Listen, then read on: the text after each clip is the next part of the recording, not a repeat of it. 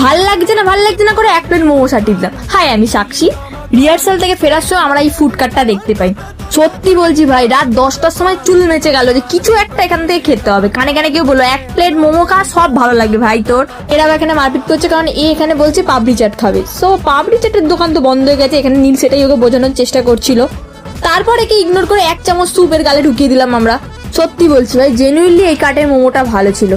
আমি জানি না ভাই, খাবার দেখলেই আমার মন ভালো হয়ে যায়। টিম মোমোটা এতই ভালো ছিল, তাই 1 plate pan fried momo order করে দিয়েছিলাম, যেটা ঝাল ঝাল বেশ দারুণই খেতে ছিল। এই এখানে আঙুলটা একটু চেটে নি। ভাই, আমাদের লাইফে যাই ঘটে যাক, তোমরা আমাদের কোথাও না পেলেও একটা না একটা ফুড কার্টে ঠিক খুঁজে পাবেই পাবে।